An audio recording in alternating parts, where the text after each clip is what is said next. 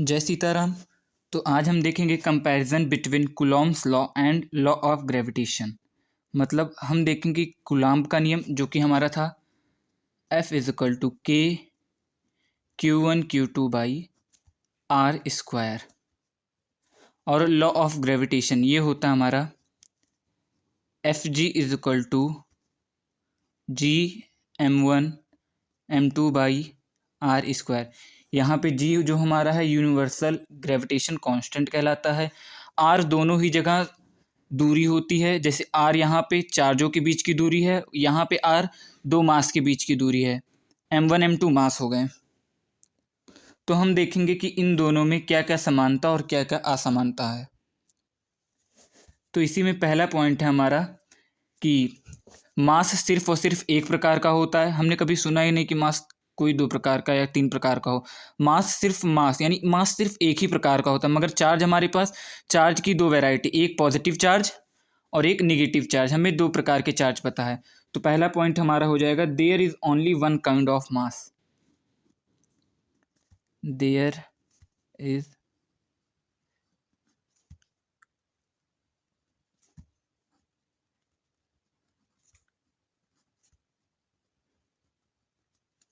but there are two kinds of charges। वो कौन कौन से हैं? एक हमारा positive and negative.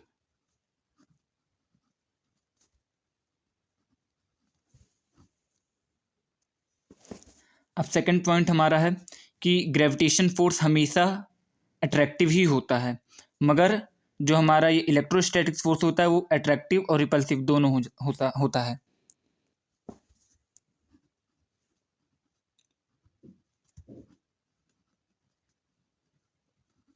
Gravitational force is always attractive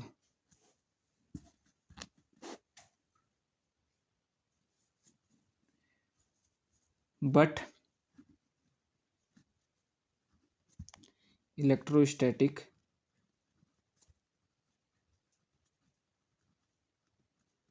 force may be attractive or repulsive।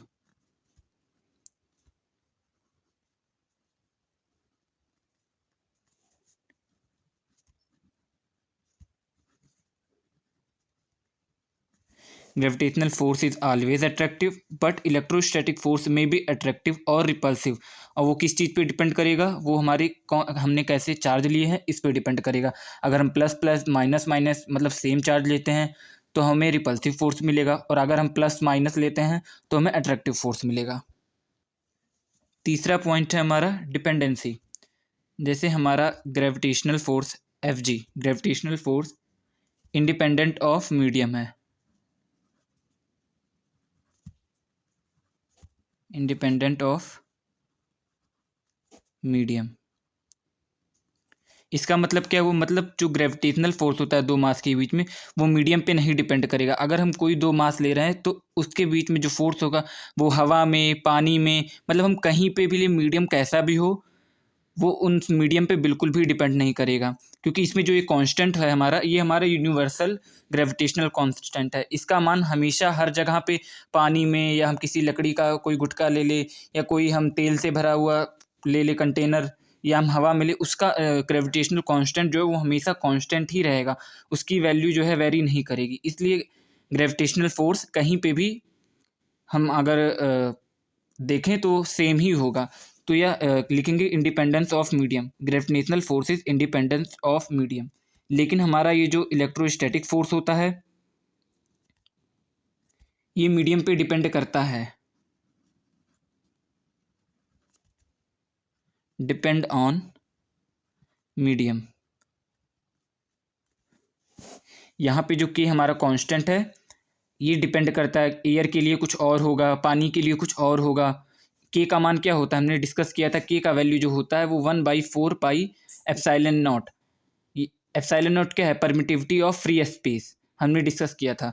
तो ये परमिटिविटी जो है मीडियम पे डिपेंड करती है। तो इन शॉर्ट हमारा जो इलेक्ट्रोस्टैटिक फोर्स है वो भी मीडियम पे डिपेंड करेगा। नेक्स्ट पॉइंट है हमारा कि कौन सा फोर्स ज़्यादा स्ट्रांग होता है। Electrostatic force is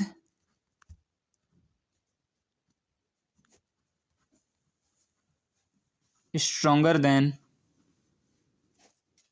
gravitational force.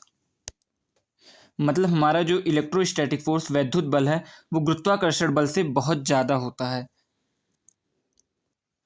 Example के लिए अगर हम देखें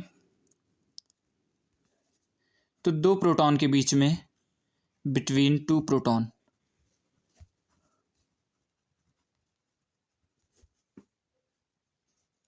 हमारा जो इलेक्ट्रोस्टैटिक फोर्स होगा वो बहुत बड़ा होगा प्रोटॉनों के बीच के ग्रेविटेशनल फोर्स से। कितना बड़ा होगा, लगभग 10⁻36 गुना। एक नेक्स्ट एग्जांपल हम देखते हैं, बिटवीन टू इलेक्ट्रॉन। अब दो इलेक्ट्रॉनों के बीच का जो इलेक्ट्रोस्टैटिक फोर्स होगा वो उनके ग्रेविटेशनल फोर्स का 10⁻43 गुना बड़ा होता है। अब सोच सकते हैं कि इलेक्ट्रोस्टैटिक फोर्स कितना ज़्यादा स्ट्रांग होता है। कंपैरिजन में हमने देखा कि दोनों फोर्सेस के बीच में कौन कौन से डिफरेंस हैं। अब हम देखेंगे कि इन दोनों फोर्सेस के बीच में कौन कौन सी सिमिलरिटी है। जैसे दोनों ही फोर्स, जैसे हमारे ये दो चार्ज हो गए Q1 और Q2, तो ये फोर्स कहाँ लगेंगे, फोर्स इन दोनों को जोड़ने वाली लाइन के अलॉन्ग ही लगेंगे। इन दोनों चार्जेस को जोड़ने वाली जो रेखा है उसी के सीध में लगेंगी। और जो मास है हमारा M1 M2, इसमें भी जो हमारा अट्रैक्शन का फोर्स होगा वो इस लाइन को इस लाइन को, जो दोनों मास को जोड़ने वाली लाइन के अलॉन्ग लगेगा। तो सिमिलरिटी ये हो गई, बोथ फोर्सेस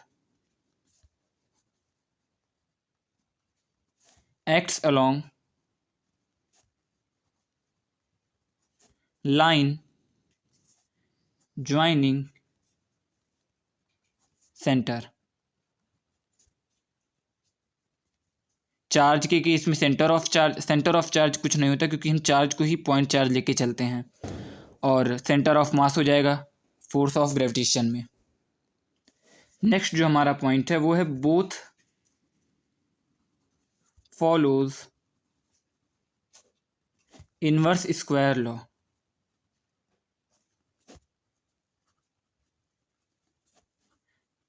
अब ये क्या है, इनवर्स स्क्वायर लॉ? तो ये कुछ नहीं, हमने पढ़ा था कि फोर्स प्रोपोर्शनल होता है 1/r² के। आर स्क्वायर क्या है, डिस्टेंस, आर क्या है, दोनों के बीच में दूरी। तो दोनों ही हमारी जो फोर्स ऑफ ग्रेविटेशन है और फोर्स ऑफ इलेक्ट्रोस्टैटिक्स है, ये दोनों फोर्स इनवर्स स्क्वायर लॉ को फॉलो करते हैं। तो ये था कंपैरिजन ग्रेविटेशनल फोर्स के बीच में और इलेक्ट्रोस्टैटिक फोर्स के बीच में। अब हम देखेंगे थोड़ा इनवर्स स्क्वायर लॉ के बारे में। इनवर्स स्क्वायर लॉ हमारा बताता है कि जो फोर्स होता है वो प्रोपोर्शनल होता है 1/r² का। अगर हम इसका ग्राफ बनाएं, एक्स एक्सिस पे दूरी को रखें और वाई एक्सिस पे फोर्स को, तो ग्राफ कुछ ऐसा बनेगा। मतलब जैसे जैसे आर बढ़ रहा है वैसे ही वैसे फोर्स बहुत तेजी से डाउन हो रहा है, बहुत तेजी से कम हो रहा है। अब इस पे क्वेश्चंस भी आते हैं कि जैसे मान लेते हैं कि दो चार्ज इतने और इतने कूलाम के हैं, इसके बीच की दूरी इतनी है, तो अगर बीच की दूरी को आधा कर दें या 2 गुना कर दें तो फोर्स कितना हो जाएगा। तो जैसे हम पहला कंडीशन मान लेते हैं, दूरी अगर 2 गुना कर दें, 2 गुना कर दें तो क्या हो जाएगा, दूरी को 2 गुना करेंगे तो F is proportional to 1/r²। अब दूरी को हमको दुगुना कर देना है, अब क्या हो जाएगा, F is proportional to 1/2r का स्क्वायर। अब F इज 1/4, ये हमारा नया फोर्स हो जाएगा, क्योंकि पहले तो ये था, पहले हमारा ये था, अब क्या कह रहा है कि 2 गुना कर दें, तो इसी को लेके हम चलेंगे। तो एफ डैश हमारा जो नया फोर्स है वो हो जाएगा 1/2r का होल स्क्वायर, यानी एफ डैश हो जाएगा प्रोपोर्शनल टू 1/4r²। अब ये इतना हमारा क्या था, ये इतना हमारा एफ के प्रोपोर्शनल है, तो एफ डैश जो हमारा हो जाएगा f/4। यानी अगर हम दूरी को 2 गुना कर देते हैं तो हमारा जो नया फोर्स हो जाएगा वो पहले वाले फोर्स से 4 गुना कम रहेगा। इसमें अब हम दूसरी कंडीशन लेंगे। दूसरी कंडीशन हम लेते हैं कि दूरी को आधा कर देते हैं, दूरी आधा कर देंगे।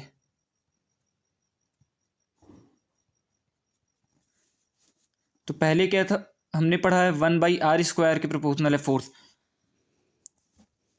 अब जो नया फोर्स होगा दूरी को आधा करना है, यानी r/2 का स्क्वायर, r²/4, 4 ऊपर चला जाएगा, 4/r²। तो अब हमारे पास क्या आ रहा है, F dash is proportional to 4 है, यानी अब हमारा जो नया वाला फोर्स है वो पहले वाले फोर्स का 4 गुना है।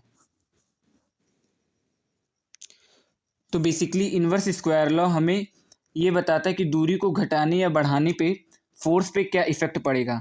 जब भी कोई हमारे पास ऐसा न्यूमेरिकल आएगा जिसमें दूरी से रिलेटेड कुछ छेड़छाड़ की जा रही हो कि दूरी को आधा कर दिया गया, ज़्यादा कर दिया गया, कुछ भी, तो उस टाइम पे हम इनवर्स स्क्वायर लॉ को ही लगाएंगे। इसके जरिए क्वेश्चन बहुत ही इजीली सॉल्व हो जाएंगे। तो आज के लिए बस इतना ही, मिलते हैं नेक्स्ट वीडियो में। धन्यवाद।